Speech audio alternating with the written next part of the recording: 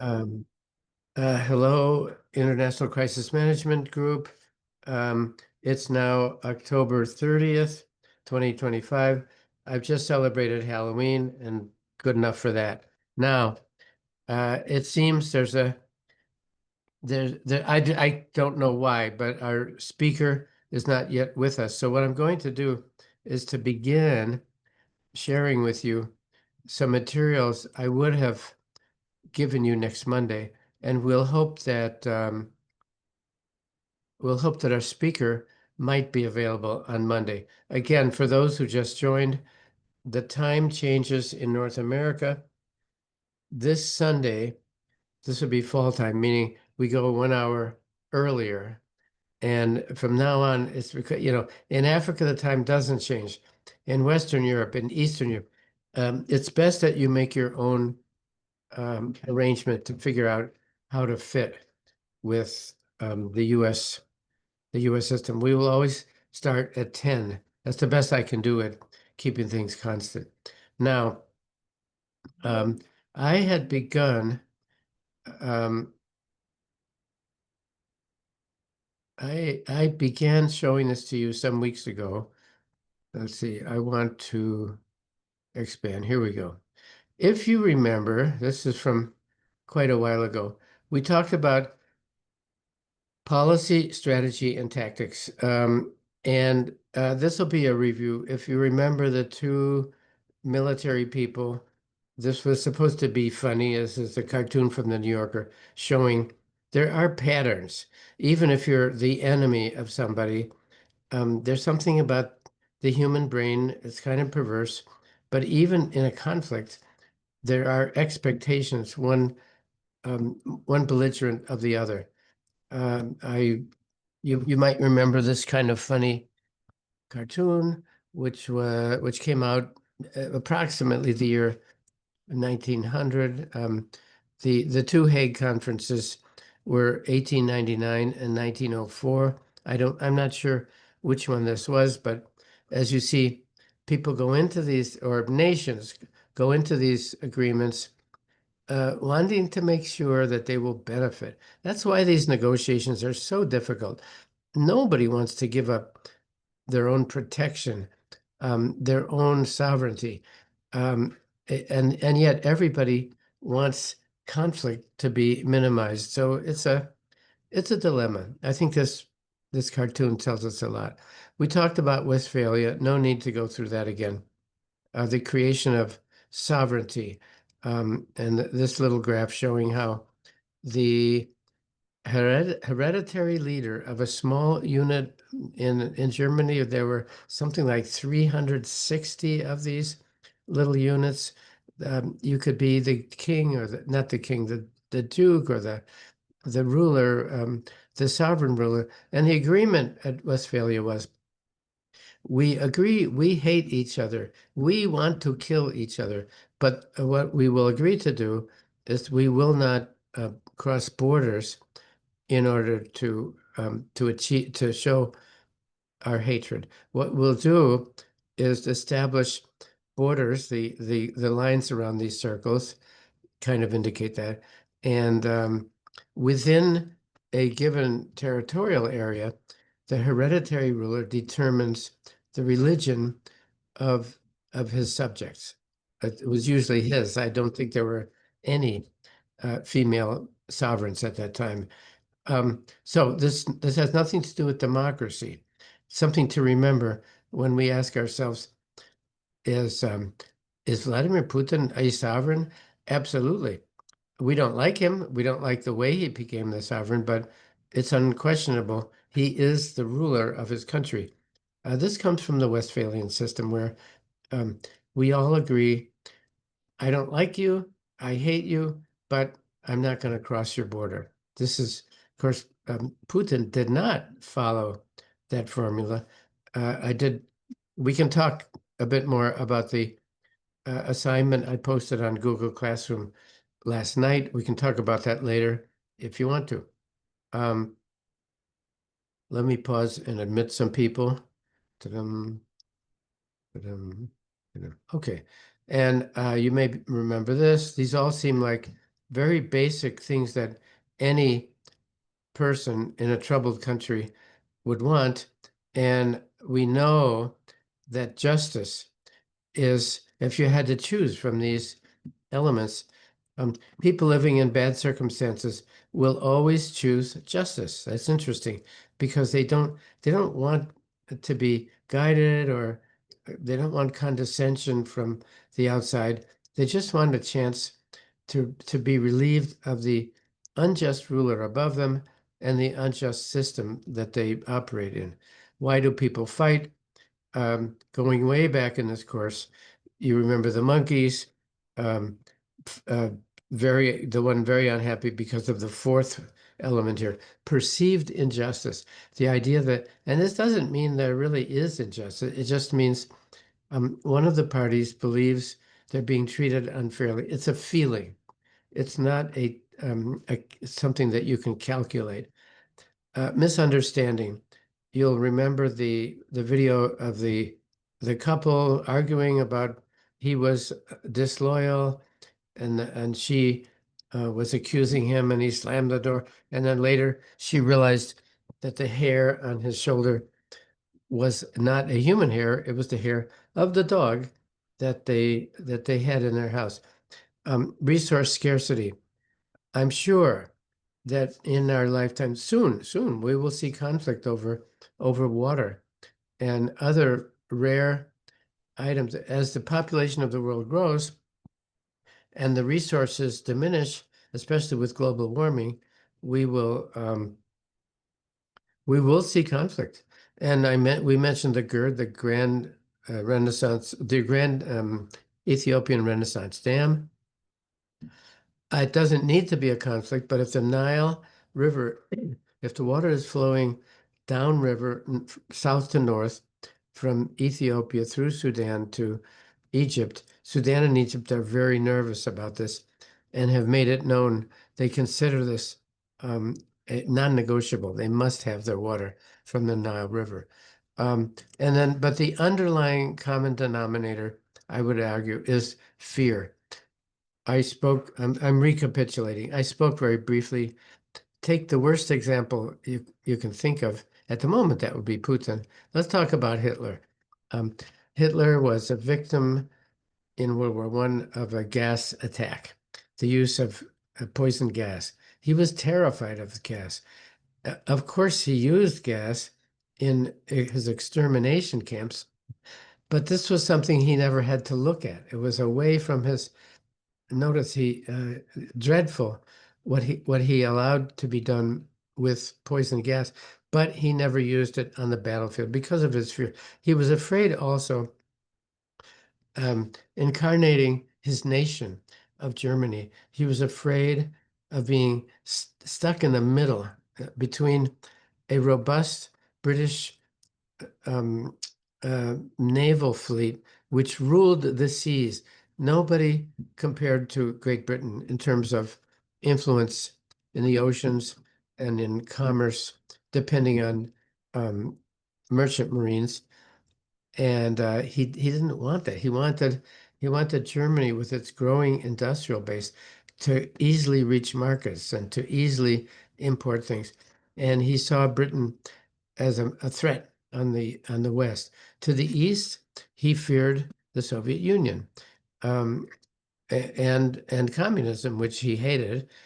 And well, we all know the story. He made a temporary arrangement with the Soviet Union, and slightly over a year, not much more, that agreement was signed. Um, he decided to invade the Soviet Union. a, uh, an example of overextension, which is always a mistake, um, from a tactical and strategic point of view. Never overextend. We we talked about Lawrence Friedman, his comment here. A plan is a plan. I'm going to make a plan. And by the way, you'll see that in the assignment I gave you last night, I'm asking you to develop a plan of something the United Nations should have done, but did not. We all get frustrated and angry at the United Nations for never really doing much. I know that Ukrainians generally are very disappointed that the UN has had really nothing to offer them. Um, but what I'm asking in this assignment is hypothetically, if the United Nations had done what it's supposed to do, what would it have been? Have a look at the assignment that I've posted on Google Classroom. Now, that's different from a strategy. Strategy is a plan plus. It's a plan plus the awareness of how could this go wrong? Who would stand in the way? What would be think in the future, how could your plan not work? That's a very essential part in developing a strategy. Um, and secondly, and very importantly, Friedman talks about what you want versus the resource that you have. There's always a gap. If you had all the resources, this is perfection. This is happiness. But this doesn't exist in the world, in the real world. You have a goal and you have some means, some material means, political, economic, etc. And strategy is a matter of finding how to diminish the difference between what you want and uh, what your potential is. He this nice quote of Lawrence Friedman referring to I believe this came from the Alaska summit. Um, And I think he was referring to President Trump here. When one's bark is worse than one's bite, it is best not to bark. Don't make commitments, don't make warnings unless you're prepared to follow through. And the famous example, of course, is the Obama red line, where he said in Syria, if you use chemical weapons, that will be a red line. They used chemical weapons and he did nothing. Um, every leader will make mistakes. I won't say it's forgivable, but that's just a matter of record. I don't think Obama made many mistakes, actually, but there's an example of one often cited in criticizing Obama. We talked about this graph. This has to do with overextension. Napoleon's army by the way, of volunteers, 500,000, 500,000, marching east to capture Moscow. We all know that was a disaster. And by the time they returned, the black line is the line of those returning, we get to from 500,000 to 10,000. Extremely bad strategy to take on this crazy idea of taking the largest country in the world during the winter time and thinking that you could conquer it. Really stupid. We talk about Napoleon's genius. I don't think he was a genius. And then an example, if you take a neighboring country, Russia taking Ukraine, prepare for indigestion, says the little character at the bottom. This is from The Economist magazine. Every week, The Economist has a cartoon of this sort in the very first pages. The Economist is a magnificent source, and if you have any access to it through libraries or whatever, I really, really recommend The Economist. The whole thing is there. Economy, yes, but also politics and strategy, and by the way, the arts. And in its last page, a lyrical, always every week, a beautiful um, account of the life of somebody who's recently passed away, an obituary. These are works of art. So anyway, The Economist. Now, let's skip ahead here. We talked about Reinhold Niebuhr uh, and Christian realism. We call this Christian realism. He was a Christian pastor, but he was um, very skilled at thinking about strategy. And when he talks about the irony of American history, he's really talking about the tendency in American history to go too far, to exaggerate, to go beyond their real capacity. I think the presentation by Jackson Kulik, when he talked about the history of American diplomacy, This is implied. The Great White Fleet of Teddy Roosevelt, the expansion, the manifest destiny. Um, when we look back at that from the comfortable distance of the present regarding the past, Americans sometimes think, well, that was a good thing because it increased the size and importance of our country. But some terrible things were done in achieving that goal. And and I think each one of these things, the war with Mexico, which was a brutal, unjustified aggression, I think Niebuhr would have said, don't do that. So going forward, let me get, and then we get into sort of the basis that I wanted to discuss in this discussion. This, if you'll remember, this is the easy way, the mnemonic device created by the U.S. military. These are very smart people. When making a plan or when making a strategy, SMART, the word SMART, strategic, measurable, achievable, results oriented, time bound. Um, the way to think when you're dealing with a strategy is to make sure you're including all of these variables in your plan. Strategic meaning don't just plan for tomorrow, plan for the next 6 months. Plan, make a larger plan. Don't just survive through a current crisis, but think ahead. Measurable. If your problem, you'll remember, but this is 6 weeks ago. I'll repeat it. If you are the governor of a province in Pakistan, like Waziristan in the Northwest, if there are many terrorist murders every month, let's say there are 500, you cannot reduce to zero in the real world a number like 500, but maybe you can get it to 50. Maybe you can reduce it by 80 or 90%. What you want to do is have measurable. Also, you want to measure the resources that you're going to ask for when you're addressing a parliament or a source of funding. I need 500 policemen, 200 special forces, and $500,000 for food and transport. You want the numbers. You want to use numbers. Is it achievable? Um, this is a relative, and uh, there's no absolute answer to if something is achievable. You just want to have this in mind when you're developing a strategy. Results oriented. Um, do not think, as we often do in Washington, I'm going to spend $1 million, then we'll see how the problem resolves. That's absolutely wrong. People do it all the time. It's pointless. We must get rid of this stupid idea that just spending money is going to solve a problem. It won't. Results oriented means what is your end state? What is it that you hope to be the outcome in the real world? You can't say world peace, happy. No, abstractions. No, no. Give me results. Will the reduction of murders in a troubled province of Pakistan, what will be the result? Will middle class citizens have increased income? Will there be more commerce?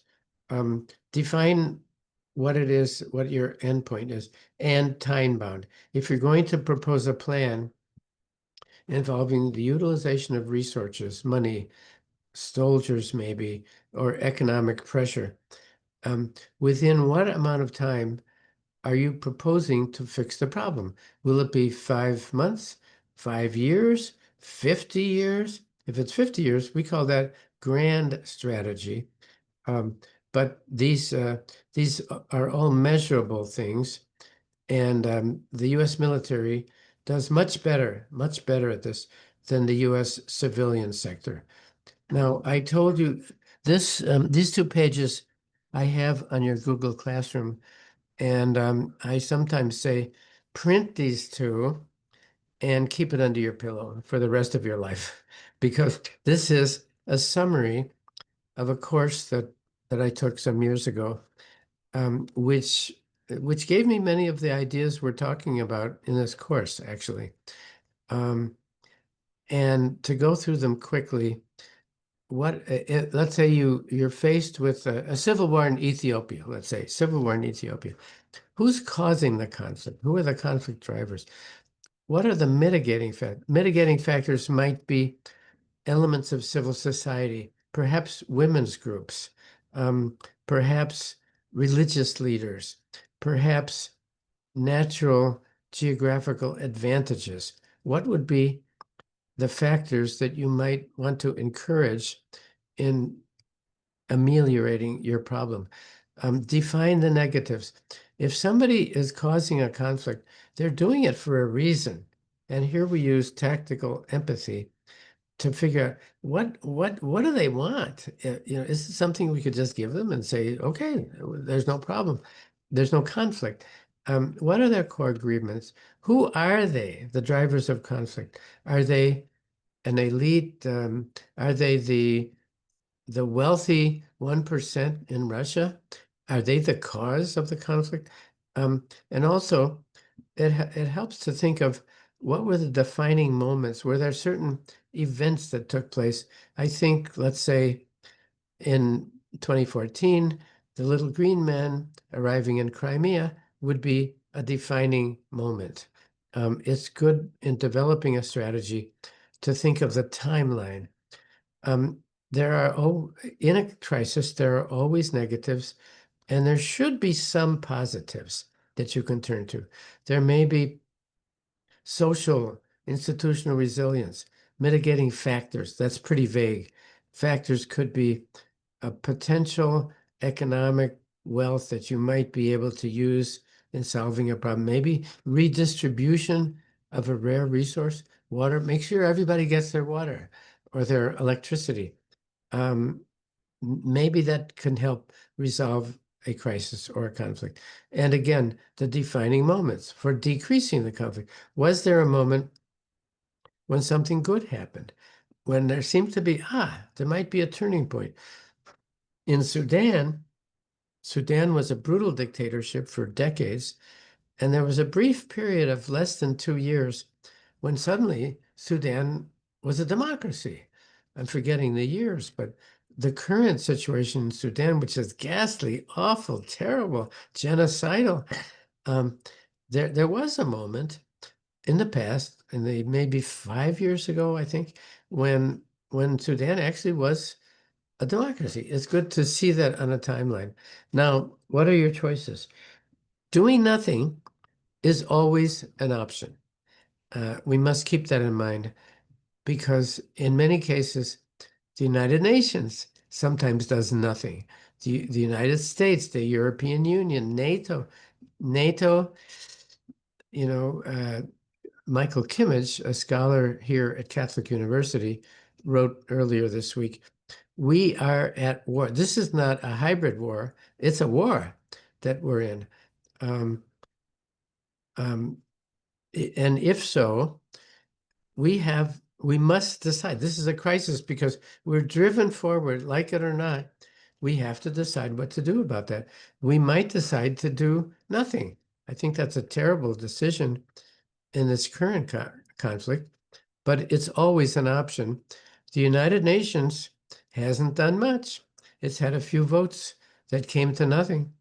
Um, but do no harm, the Hippocratic Oath, um, coming from the Greek philosopher in applying medical terms. We're all familiar with this. If you're a medical doctor, the first thing is to do no harm. Okay. Now, here are the options that you have when you're dealing with a crisis. You can do nothing. Again, let's take Sudan, okay? You can do nothing, which is basically what the world is doing. There's the Food and Agriculture Commission in Rome. The United Nations is providing food. They're doing something, humanitarian aid.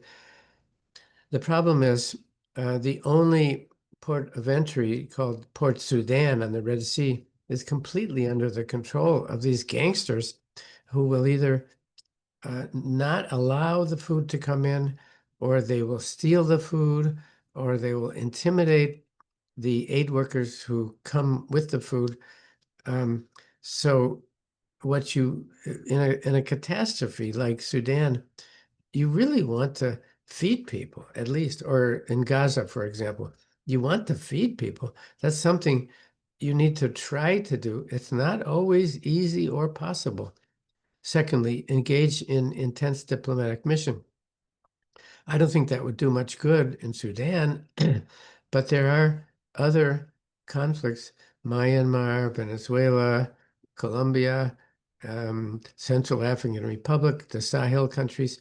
It could be that through diplomacy, you could make some progress. Um, when Jimmy Carter brought together Egypt and Israel in 1978, I think it was, that was a diplomatic success. It didn't entirely resolve the many problems of the Middle East, but it was a diplomatic success. Got two countries for the first time ever to smile, shake hands, and sign an agreement. Um, you can also seek the leadership of neighboring countries. In Sudan, if you can ask Kenya, Ethiopia, some of the neighboring countries, can you help? If we were to provide food, could you help us deliver the food? Things like that. Now, this goes even now. I'm not going to go through every element of these slides. I'll just say to you, this is on your Google Classroom. I think it's a pretty good format of how to think when dealing with a strategy. Very importantly, if you have an idea, who's going to not like your idea? Who's going to oppose it? In domestic politics in the United States, you can have a law that will provide money for, let's say, food for poor children. Who would be opposed to that? Well, if that type of proposal goes to the Congress, is there some argument against it? We're seeing lots of arguments against it right now by one of our political parties um, who are saying, yeah, but in the long run, this could harm our economy. I'm not quite sure what their arguments are, but if I'm to make a policy, I need to know who's going to argue against it. I need to know that in advance so I can prepare my response. What are your resources? What are your chances? How can you tell if you're succeeding? Success is a very difficult concept. People talk about this abstraction. It's an abstraction. What is success? Be able to use numbers and timelines to give an honest appraisal. If you are the person making a plan or a strategy, how can you demonstrate through metrics, that's numbers, and through timelines that you are being successful. Now, here's a little graph I really want to show you. This is, I think Susan Golden may be on this call, and after I do this, maybe Susan um, can add to what I'm about to say. This is a concept which is truly seldom understood by the State Department, by the former U.S. Agency for International Development. I think the military does somewhat better. But when faced with a crisis, these are the 5 stages that you go through as the strategist. When you begin, you're doing nothing. I'm going to show this to you in pictures in a moment, but let's look at these. Stasis, doing nothing. Um, Input. Input could be the decision to spend money. The decision to spend money. That's not a solution. That is not a solution. And very often, civilians in the US, in the United Nations, and in the European Union believe that once they have allocated an amount of money, their work is done. This is trash. This is garbage. Please don't fall into this. Too many bureaucrats believe that input is really all they need to do. You've spent money, and I'm going to give you a metaphor in a moment. Input is to spend money. Output is what comes of the expenditure of those resources and monies. Um, I think I'll start my metaphor right now. Again, Waziristan province, northwest Pakistan, instability, terrorism, murders, youth walking around unemployed, um, easily recruited by terrorist groups. This goes for the Sahel region of Africa also. You are the governor of the northwest province, Waziristan of Pakistan, and it's your job to reduce the instability, to reduce the number of murders and assassinations each month. You can do nothing. If that's your option, you're a bad governor. You're not doing anything. You can get money from the budget in Islamabad. What's happened here? You can ask for money by the government in Islamabad and have the money ready to spend it on something. That still is not solving a problem. But let's say you're a governor with ideas, and your idea is, I'm going to build a factory, maybe fabric assembly plant or processing dates, which are grown for export in that part of the world. I want to build a factory that will produce something of an economic value. And I'm smart enough to realize if I build a factory, this will create jobs for young people who can work in the factory, who can have an income, have a predictable life, and maybe they won't become terrorists. Let's just say that's a good idea. Now, input. I've convinced the central government to give me 500,000 euros to, or let's say 5 million euros to create a a garment assembly plant in Waziristan province, because I think maybe if young people are hired, there will be less terrorism. Let's see. That's my goal. I cannot promise anything, but it's better than nothing. It's better than stasis. So input, I have taken some money and I'm willing to spend it. Output, I have built a factory. The factory, the assembly plant, the garment assembly plant, with my money, I have built a structure. Does that solve my problem? No, no. All it is an empty building. But the outcome may be that 1,000 young people will get jobs in that plant, will have alternatives in their lives. They will have an income. Result, less disorder, less chaos, fewer assassinations. Let me show this to you visually. Here is stasis. This is the governor of Waziristan province faced with a nasty situation in his province, people being killed by terrorism. Here, he's doing nothing at all, which is always an option. And in some cases, it may be the best option. Should the United States have joined France and England in um, conducting a military operation in Libya in 2011 so as to prevent Muammar Gaddafi from killing his own civilians? It didn't work out very well. There's a case where maybe doing nothing possibly could have been a reasonable option. As painful as it is to think of Gaddafi, who was a monster, um, and yet we did intervene. Result, Libya is a terrible mess. So stasis can sometimes be a decent option. Now, our governor here has decided, here he's doing input. He's spending money. Obviously, these are images. I'm asking you to imagine in this gesture, he's gone from doing nothing to doing something. He's spending money. Does that solve the problem? No, it does not. Here, output. He has built a factory.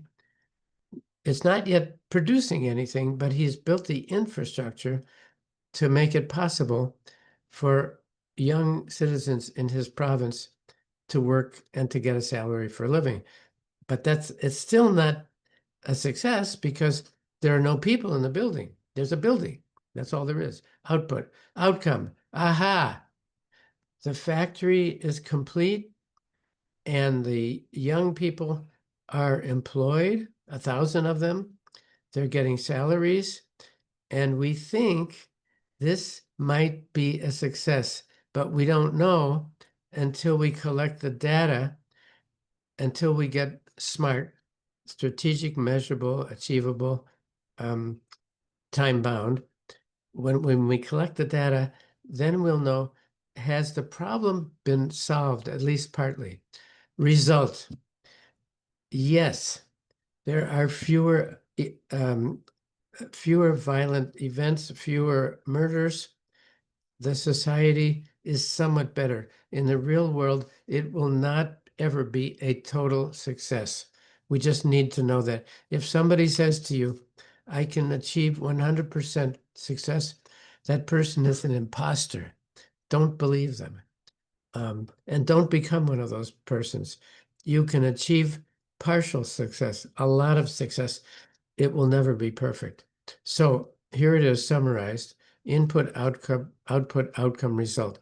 If Susan Golden is on the call and wants to add something, I invite her to do that. No obligation. Okay, anyway. Okay, so I just wanted to show this. To me, this is very important because in my city, Washington, almost nobody understands this. Our legislators in the Congress and the Senate, they think about money. They don't think about this process of just merely spending money is not a solution. So there's my little sermon. Now, we've talked about tactics and strategy. At this point, I do want to mention this notion of grand strategy, which is something George F. Kennan was not the first person to do grand strategy, but he was a good example of someone who thought way in the future. Very soon, I'm going to ask you to read and to pick it up out of the Google Classroom library. This thing, you're familiar, I think, with the long telegram, which he wrote at the end, just a year after the end of World War II, when the Cold War was beginning, 1946. Did I say 42? In 46, George F. Kennan, who was a diplomat in Moscow, was asked by his boss, what's going on here? Stalin, what do we make of this Stalin guy? The Soviet Union, we were allies with them during World War II. That's very nice. They opened an Eastern Front. They suffered horribly. Without that suffering and without the Eastern Front, the Allies could have lost the war, may have well have lost World War II. So we needed this alliance with the Soviet Union. Churchill's famous quote, I will walk to the devil to the other side of the bridge. In other words, if I need to deal with a disgusting, horrible ally in order to be successful in a crisis or a conflict, I will do that. As soon as I get to the other side, I will abandon that alliance. That's a pretty good quote of Churchill. Now, in a future PowerPoint, I want to talk much more about Kennan. There's been enormous discussion of him. He was something of a genius. He was a very disturbed, unhappy person. He was a person who really didn't like American culture. He had an image in mind of an idealized America from the past, an America which probably never existed. But he was sort of thinking, America has taken the wrong path. It's become vulgar and commercial, and it's all about money, and there's no depth or spirituality.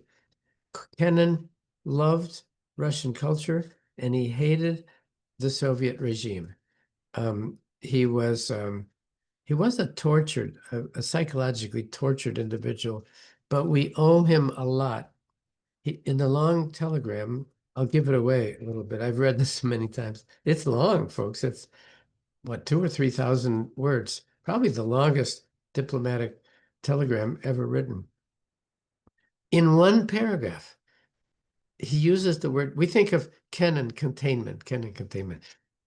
It's really very funny how this became um, something we all think about.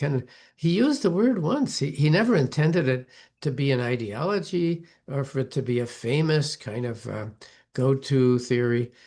He used it once. Somebody picked it up and said, containment. Well, there's a lot of ambiguity in Kennan's approach to the Soviet Union. We know from his later life, he wanted to do everything to avoid a conflict. People didn't know that about him when he wrote this document, the Long Telegram, which was reprinted in the periodical Foreign Affairs a year later under the signature X. He wanted it to be anonymous. People figured out immediately, oh, that's Kennan. I mean, the writing style, the references, everybody knew when he published this famous article, they knew it was Kennan. And the reaction in the 40s, especially by President Truman, was kind of crazy because Kennan, we did not know this from reading the Long Telegram and the X article, but his real goal was don't have a conflict, don't fight. But he never said that. And so people misunderstood and they interpreted this term containment to mean we will resist with military force, with hard economic sanctions. This was really not what he had in mind. It's very fascinating, and I want to give an entire session just on the whole Kennan phenomenon and how he was misunderstood and how brilliant and how crazy he was. Um, um, Lawrence Friedman, who I think the world expert on strategy, cites Kennan, obviously, because Kennan was the I think the first American anyway to actually employ this thing called grand strategy. He advocated that if the United States, if America and American culture can sustain its identity, just remain who you truly are. Don't worry about the rest. It'll solve itself. And it's kind of crazy because he was absolutely right.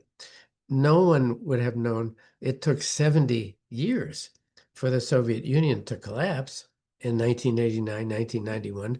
Um, Kennan he didn't predict it exactly, but he created a strategy which did work, which was maintain yourself, don't get into a conflict, just go forward, know who you are, be decent, because he believed that deep down Americans are, he was kind of a snob.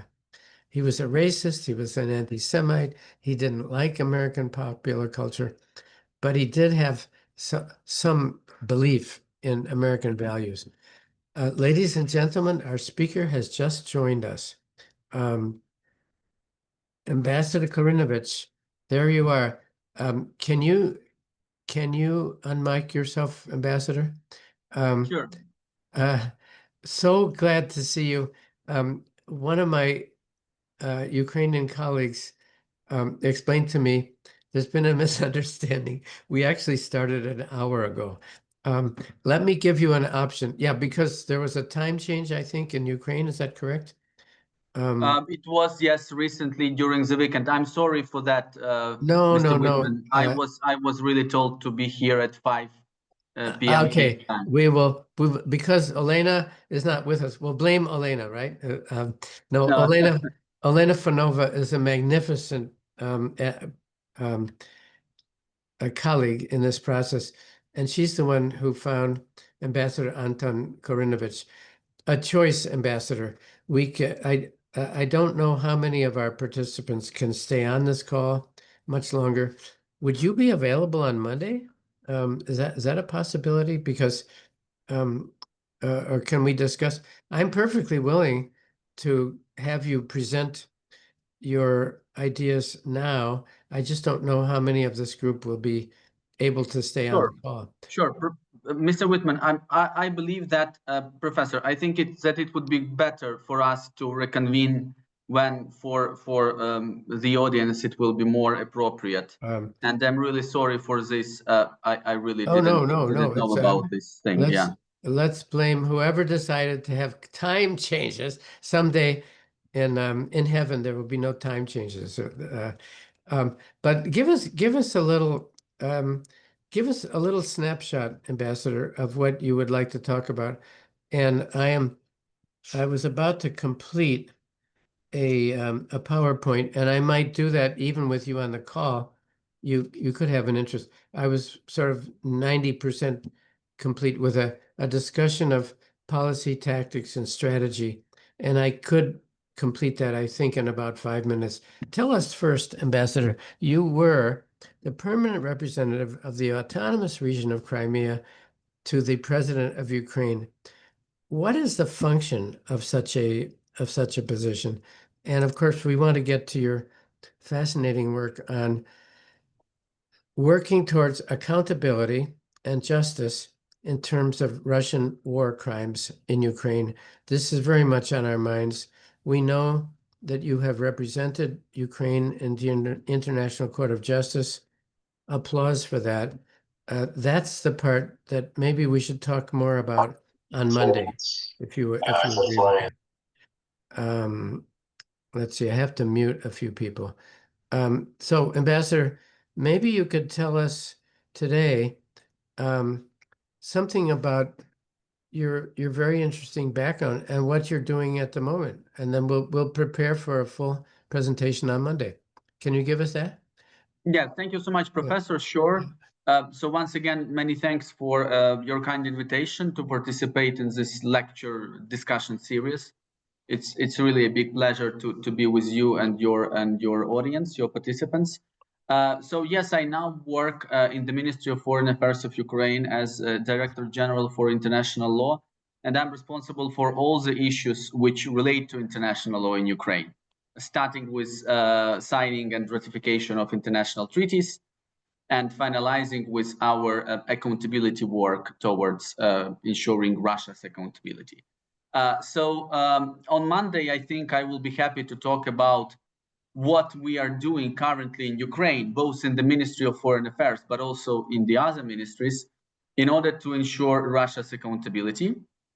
And here I can talk about our work in the International Court of Justice. I can also talk briefly about the investigation of the situation in Ukraine by the International Criminal Court. I can briefly also talk about the work of the Register of Damage for Ukraine, and also for the current work on the establishment of the Claims Commission for Ukraine, which this work hopefully soon will be finalized in December by signing the Open Convention on the Claims Commission. Yes. And also I will be glad to talk about the Special Tribunal for the Crime of Aggression against Ukraine, which for us now here in Ukraine is a #1 project in all this accountability efforts. So this is a project within MFA portfolio, within our ministry's portfolio. So I'll be happy to concentrate on it. And now this is also a very viable topic. A lot of events are happening recently within the nearest weeks, I would say. So I will be also happy to share this. And in relation to your former question on my position as a president's representative to the Autonomous Republic of Crimea, well, in normal life, this would be a president's envoy to Crimea, who will deal with interrelations between the president and the president's office and local authorities in Crimea. But of course, after 2014, as you are all well aware, Ukraine doesn't have access to Crimea. So this state authority works in 2 cities, Kyiv and Kherson. Now mainly in Kyiv, because in Kherson there are it's quite dangerous now. There are a lot of hostilities taking place, a lot of drones missiles, anti-personnel mines, and many other things. So this organ now works in Kiev, and its main function is to spread news and information about Crimea, to keep Crimea in the very heart of Kiev, in the very heart of Ukraine, and also to work with Crimean internally displaced persons. So with our Ukrainian national citizens who moved from Crimea to other territories of Ukraine after the occupation in 2014, with whom, of course, for the state of Ukraine, for our government, it is very important to remain these ties and not to lose them. So this is a function of this authority now. But for Monday discussion, I would appreciate if we can concentrate on international legal questions. Perfect. And for your information, about half of the 100 Ukrainians in this group are either in law school or are practicing jurists. Your job, Ambassador, is, I can think of nothing more important and nothing more difficult than what you're doing.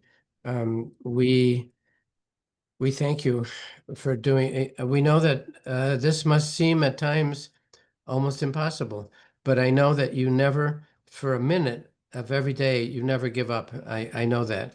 And Olena Panova is not with us today because she's traveling from Belgrade, but I want everybody to know that Olena Panova, who helped create, by the way, our archive of videos, which is now active, up to date.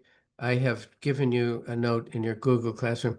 She did this, and she did it from a parking lot one night when her neighborhood was under attack. The ambassador is well familiar with that story. Olena herself is a senior judge. Ambassador Gleb Dolyanovsky, who's on this call, reminded me, I should have known this, that Ukraine did join the ICC some months ago. I did not know that. That's a very important factor in what you're doing. Russia is not a member. U.S. is not a member. Very curiously, the U.S., I was explaining earlier, Bill Clinton signed the Treaty of Rome in 1999. George Bush unsigned. This is the crazy concept. How do you unsign something? But George Bush unsigned the Treaty of Rome, the U.S. membership in the year 2001. And then even more curiously, it's unlikely the U.S. will ever be a member of the ICC, but we publicly and officially support what the ICC does. It's kind of crazy, isn't it, Ambassador? I personally wish we would just join, and I think you might have the same sense. I'm really looking forward to Monday. As you've said, this takes more than 10 minutes. We want to give you the entire session. If you're free on Monday, this would be magnificent. We have a time change on Sunday, okay? So God knows, I don't know what time, but we'll always start at 10 o'clock Washington time. So that would be +6, +7, +7, I guess, on Monday, because you have changed. Now we change. We go back to 7 hours difference, I think. 10 + 7 makes 5 Professor, no 5 p. problem. So Yeah, it's 10 o'clock a.m. Washington, D.C. time. correct. Yes. Which I think might be 5 o'clock Kiev time, something like We that. will check. I will Yeah. check on Monday Okay. morning, and I will be there for sure. Yes, I will also drop a note now to Olena that we will continue on Monday. Yes, with great thanks to her. And for everybody, thank you, Ambassador. Thank you for your flexibility. I can't imagine how you've made time to talk to us, but we're not letting you go from what you said. Thank you. So Thank you, thank you. Professor. Let Yes. me now, for everybody here, let me just spend 5 minutes and complete the talk I was giving.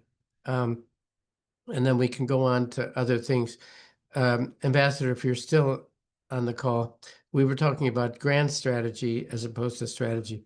We were talking about Kennan. At a future time, I will give an entire talk on Kennan. And by the way, Nitze, Paul Nitze, we think of Kennan now in retrospect as a dove, a diplomat who wanted to do everything possible to avoid conflict. And Nitze, his close friend, who disagreed with him on everything, but these two worked in tandem. It was a fascinating relationship. They were very different in character. They had different approaches. They did not agree on much, and yet they complemented each other in a fascinating way. I will give some ideas about that. Isaiah Berlin, The Fox and the Hedgehog. Some of you are familiar. Um, um, Lawrence Friedman talks about this, that in dealing with strategy, this is an ancient Greek folktale. The fox understands horizontally many things. The fox walks through the forest. He understands the trees are here and the water is there. He has a horizontal understanding. The hedgehog has a vertical understanding. And I think the quote from Isaiah Berlin is, the fox knows a little about much, and the hedgehog knows everything about nothing, about few things. And so people tend to divide themselves as strategists between a horizontal approach, that would be Roosevelt, Churchill, Queen Elizabeth I, versus the hedgehog, which has one idea. This could be Hitler, Putin, the Persian leader Xerxes, those who are obsessed with a single idea. When Putin talks about the grounding principle, what's that stupid phrase he uses all the time? The root causes, the root causes. He's thinking here as a hedgehog. He's thinking obsessively. And it's important to understand that humans think in these different ways. And clearly, Putin is a hedgehog. And Zelensky is a fox, because Zelensky understands a great amount. He understands marvelously what his diplomatic tasks are. He's always in London and Washington. He looks around and he looks for allies. He's very friendly with the European Union and with NATO. This makes him a fox, and frankly, makes him much more effective as a strategist than a hedgehog who would work only obsessively. Root causes, that's a key word of how a hedgehog would think. Now, just to complete, we're going to have Angela Stent. I think it's next week, or no, in 2 weeks. Angela Stent, teacher at Georgetown, who's written a lot about this region, was once a member of the National Intelligence Council. This is just something for you to know about. Global Trends 2040. This is a document that exists. This is the supreme cupola, the supreme head of the most elite group of the intelligence agencies. It's tied to the CIA, but it has its own idea. These are the smartest people we've got. I'm not saying smartest in the world, but these are the smartest we've got. Angela Stent was a member of the NIC, we call it the NIC, the National Intelligence Council. And as each president comes in, they devise, they get down, they study, they discuss, and they produce this marvelous document. And here's the link that takes it, or you can just look up Global Trends 2040. And these are predictions. I mean, predictions can be right, they can be wrong, but this is very valuable thinking in developing strategy, to think ahead. This is grand strategy. What will the world be like in 2040? What will be our challenges? And this is almost at the end of my presentation. I went to a session some time ago where the NIC was explaining how they do their work. Remember, folks, when I think it was the first day, September 15th, I mentioned that human beings, what they're good at is detecting patterns. They understand this comes, and we call this logic. You take a step forward and another step forward and another step forward. But all patterns are interrupted at some point. We call that irony. If it's theater or literature or music or art, it's the establishment of a pattern and the breaking of a pattern. That's what makes theater beautiful and moving. It's we talked about Oedipus. He went through his whole life, pattern, pattern, pattern. He tried to avoid the prophecy of what what was prophesied at his birth, he failed. That was a disruption, and that was the source of the tragedy of Oedipus. Now, the Nick talks about patterns, and they say humans are good at detecting patterns, not so good at predicting disruptions. That's what the strategist must do. Going back to what Friedman said, it's one thing to have a plan, but a strategy is a plan plus the added value of imagining what might go wrong. This is an essential part of strategy, and it's what the Nick does. We can skip, I don't want to take too much time on this. These are notes that I took when I attended that session. Now, repeating this is we're getting to the very end here. Repeating what Friedman said about strategy. Ambassador, you may be familiar with Lawrence Friedman, King's College. He's an inspiration of much of the contents of this course. I did get to meet him earlier this year. Strategy is about maintaining a balance between ends, ways, and means. Why do I have a picture here of the Holy Grail? Well, we would like to balance ends, ways, and means. It's never easy, and it's almost never entirely possible. So I put up a Holy Grail. We must be forgiving of ourselves when we develop a logical strategy that makes sense, but which in the end may not work. We can only do everything possible to follow this pattern. We know what we want. We know the means that we have. We want to minimize the distance. To achieve absolute parity may be impossible in the real world. And quote from the Bhagavad Gita, when you're a strategist, you should try as hard as you can. You should also forgive yourself if things don't work. The Bhagavad Gita, 1000 BCE, says, do not be concerned with the fruits of your action. They talk about the archer who aims the arrow with the bow, releases the arrow. Once the arrow is flying, nothing you can do. The wind may carry the arrow off course. The arrow may not reach its target. All you can do as a strategist is aim carefully, do the best you can, and then forgive yourself when not everything is achieved. And going back, we looked at this earlier, recapitulating one of my great heroes from European history, William the Silent. And I think this applies to Ukraine right now. I think this is something that admirably reflects the way Zelensky operates. It is not necessary to hope in order to act, or to succeed in order to persevere.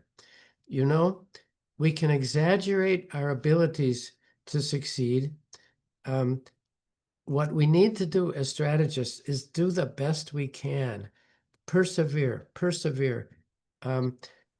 There's nothing guaranteed ever in a crisis. We do the best we can. We follow through, and if we're smart, we will succeed partially. Usually, we will not succeed totally. And here, just as a joke, Ambassador, this is an actual PowerPoint from the Department of Defense, Department of War. Nobody I've met has any idea what's going on in this graph. This is just a joke, folks, to show you when you're making a PowerPoint, don't do something like that. And that's it for today. Any other comment, Ambassador? We'd be delighted to give you all the time on Monday. And yes, this is what you're dealing with is very complicated. It involves Georgetown Law School. I know the Ministry of Justice in Ukraine has a formal agreement with Georgetown. You have over 100,000 cases. How in the world, with many of those people either dead or out of the country? So you will tell us on Monday, how in the world do we deal with this? We want accountability. Some of these 100,000, we have to admit, they will slip through. We don't want them. We want them all brought to justice. You will tell us on Monday how we're going to do that. Thank you so much, and great to meet you. And thanks to Olena Fonova for making this happen. Thank you so much, Professor. Okay. See you all on Monday. Thank you. Thank you, Cheers. everybody. Bye-bye. See you Monday. Bye. Bye. Thank you.